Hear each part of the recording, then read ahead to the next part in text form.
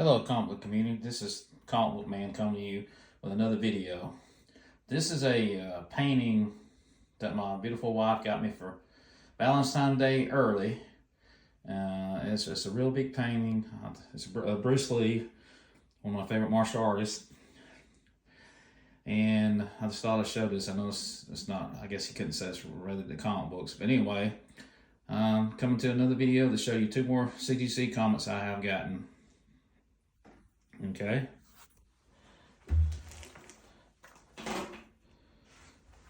The first comic book I want to show you is a Spider-Man number 31.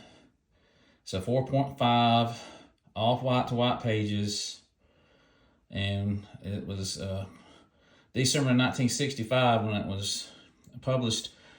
But the significance, which also I like the Spider-Man label.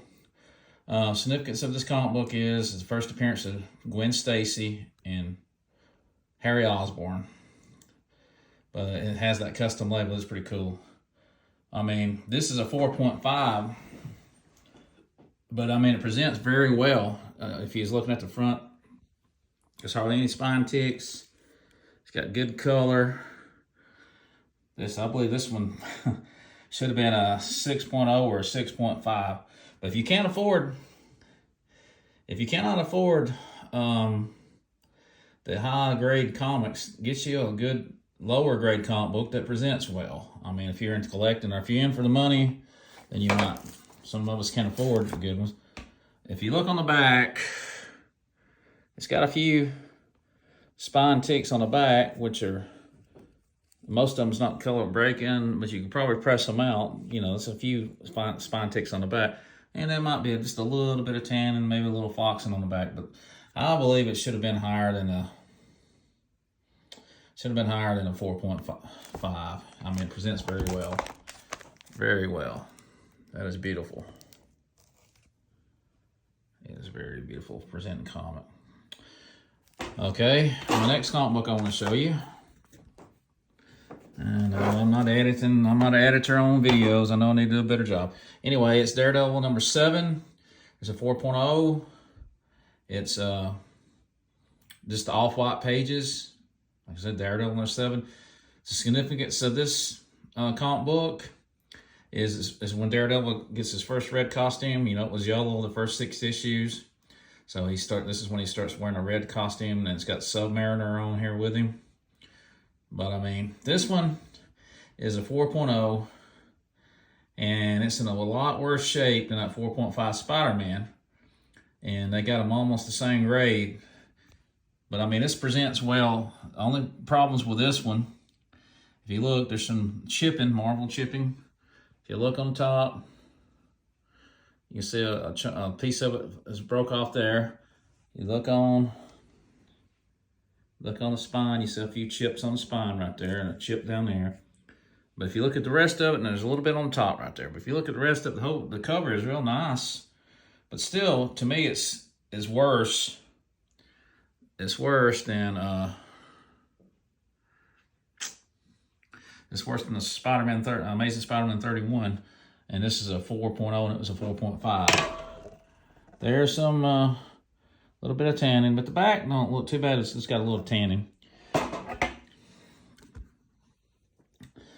But anyway, please, if you hadn't, subscribe to my channel, please, or like, or if you got some suggestions that I can make my channel better. I know I could have got a lot of improvement to do on my channel, and I know I've been doing these videos on and off for 2 years or longer, and I'm still not there on the editing and all that stuff. I realize that too, but I might be repeating some of my videos or I'll do some updates on some of my old videos. Just go back and maybe reshoot them and go back over some stuff. Because when I look at YouTube channels, a lot of times, I don't like going to the old stuff. I like to see what's current, current videos. So hopefully some of the ones that people won't go back and watch, I can reshoot them over again and maybe have some more insight. I am a person that collects some Golden Age. I collect a lot of Silver Age and Bronze Age.